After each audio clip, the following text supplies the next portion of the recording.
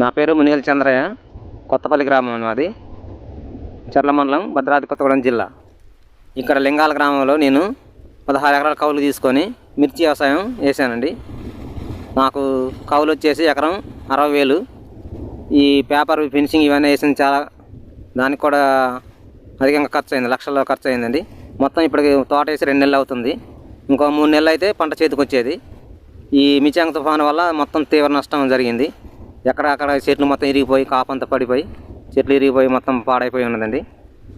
దీనివల్ల మాకు ఇంచుమించుగా ఖర్చు ఎంత అయిందంటే ఇంచుమించుగా 25 లక్షల పైన అయిందండి. ఇదంతా మాకు నష్టంగా భావిస్తున్నాం. పేరుగద్దల పోపుతండి, మేడివాయ కాలనీ. ఈ వర్షం వల్ల చాలా దెబ్బతిన్నామండి. ఇక్కడ ఎకరం 10 సెంట్ల దాకా కోసి మేము నష్టపోయిన నీళ్ళల్లో మీద దేవుకుంటానండి.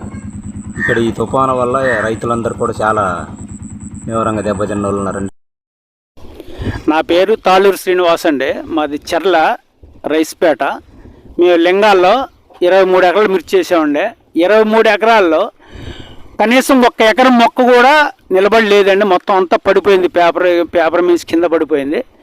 మొత్తం చెరువు పట్టినట్టు నీళ్ళు పట్టిందండి. పొద్దునుంచి 8 మంది మనుషులు నీళ్ళు తీసిన ఎటు పోవట్లేదు. వ్యవసాయం ఎంత చేయాలో ఏం చేయాలో కూడా అర్థం కాని పరిస్థితి. పొద్దున్న నుంచి మాకు టీ లేదు, టిఫిన్ లేదు, ఏమి లేకుండా 4 గంటలకు వచ్చాను నేను. మనుషులు మేమందరం పని చేస్తున్నాం. ఇప్పుడే ఏం చేయాలో అర్థం కాని పరిస్థితిలో ఉన్నాం. దేనికి 1.5 లక్ష పెట్టుబడి అయిందండి ఎకరానికి. 1 మొక్క కూడా నిలబడలేదండి. ఏం చేయాలనేది ఏం తోచట్లేదు. ఏం చేయాలో మాకు. ఎన్ని ఎకరాలు చేశారండి మిర్చి? మిర్చి 23 ఎకరాలు చేసామండి. ఎకరానికి పెట్టుబడి ఎంత అయిందండి? 1,60,000 అయిందండి. ఇప్పటికి 1,60,000 అయింది. అసలు 1 మొక్క కూడా నిలబడలేదండి. అసలు 1 మొక్క నిలబడలేదు. మొన్నటిదాకామో ఈ ముద్దల వల్ల నష్టపోయాము. ఆ ముద్దలు ఏది ఎలాగున్నా కానీ కొంతలో 50% ముద్దలు ఉన్నాయండి. ఆ 50% ముద్దలని ఏదో కవర్ అవుద్ది, ఎంతో కొంత రికవర్ అవుద్ది అనుకుంటే ఇప్పుడు ఈ తుఫాను వల్ల మాకు ఏం చేయాలో అర్థం కాని పరిస్థితి. మా పరిస్థితి అట్లుందండి. అది కొత్తపల్లి అండి, చల్లమన్న పక్కన కొత్తపల్లి గ్రామం. లింగాలు వచ్చి నేను వ్యవసాయం చేస్తాను. ఈ తుఫాను వల్ల మాకు మొత్తం చెట్లు జరగండి.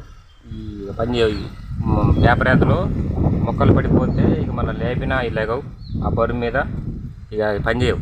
ఎన్ని ఎకరాలు వేసారండి మీరు? 10 ఎకరాలు వేసినామండి. సుమారుగా ఇప్పుడు పెట్టుబడి ఎన్ని లక్షలు పెట్టుంటారు? 15 లక్షలు దాటిపోయినాయి. చివరికి పెట్టుబడి వచ్చే అవకాశం ఉందా లేదా? లేదండి, ఇక అవకాశం లేదు. ఎందుకంటే ఇప్పుడు చూస్తారు కానీ ఇక చెట్టుకు ఒక 10 కాయలు 20 కాయలు ఉన్నాయి, అవి కోసుకోవటం ఇంక అంతే, అవి వదిలేయండి. అవి మళ్ళీ కాసే అవకాశం లేదు. నిలబడి ఉంటే కాతుంది, ఈ పండుకొని ఉంది అది కాయదు. మొత్తం ఈ వర్షం కారణంగా మొత్తం పడిపోయినాయి చెట్లన్నీ. టోటల్గా మీకు ఎంత నష్టం వచ్చే అవకాశం ఉంది? మాకు 10 ఎకరాలకు 15 లక్షలకు నష్టం వచ్చే అవకాశం ఉంది. లింగాల గ్రామ రైతునైన నేను అంగరాజు వెంకటేశ్వరరాజును. నేను మొత్తం 16 ఎకరాలు వరి ఊడిశాను. అందులో కొంతే కోసాను. ఇంకా 8 ఎకరాలు కొయ్యాల్సి ఉన్నది. నేలమట్టం అయి ఉన్నది. దానివల్ల తీవ్ర నష్టం జరిగేటట్టు ఉన్నది. ఇంకొక 15 రోజులు ఉన్నట్టయితే ఇక్కడ వరి పొలాలన్నీ పూర్తవును. సగం కూడా కోతలు అవ్వలేదు, ఇంకా సగం ఉన్నాయి. మిర్చి తోటల పరిస్థితి కూడా ఇక్కడ లింగాల్లో సుమారు 100 ఎకరం వేశారు. చెర్ల నుంచి రైతులు వచ్చి ఎకరం 50,000 పెట్టి కౌలుకు తీసుకుని నానా తిప్పలు పడి కాపుకు వచ్చిన టైంలో ఈ అకాల వర్షం వచ్చి తోటలన్నీ ఒరిగిపోయి, కొన్ని చెట్లు ఇరిగిపోయి నానా బీభత్సం అయిపోయింది. ఏ చేలో చూసినా నీళ్ళే కనపడుతున్నాయి. ఈ మొక్కలు ఉంటాయో చచ్చిపోతాయో తెలియని పరిస్థితి. అసలు ఏం చేయాలన్నా అర్థం లేని పరిస్థితి. కళ్ళల్లో ఒడ్లు కూడా పూర్తిగా తడిసినాయి.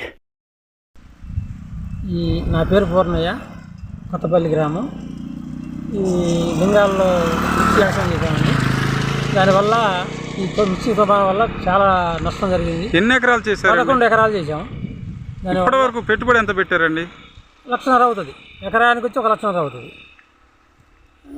దానివల్ల తుఫాను ఇంకా వదిలిపోయేటట్టు లేదు. చాలా నాశనం చేసేట ఉంది ఇది రైతులని. మదన్మోహన్ రెడ్డి, భద్రాద్రి కొత్తగూడెం జిల్లా, చర్ల మండలం. మేము ధాన్యం కోసి 4 రోజులు అయింది, ఉరికోత కోసి. వాటిని మొత్తాన్ని ఆరబోసాము గవర్నమెంట్కి ఇద్దామని. ఈ అకాల వర్షం వల్ల మొత్తం తడిసిపోవడం జరిగింది. ఈ నైట్ వర్షం కురవటం వల్ల వాటిని పోగేయలేకపోయాము. ఓన్లీ పట్టాలే కప్పాము. పట్టాలు కప్పినా కానీ రాత్రి వచ్చిన గాలి వానకి పట్టాలు లేసిపోయి మొత్తం ధాన్యం తడిసిపోవడం జరిగింది.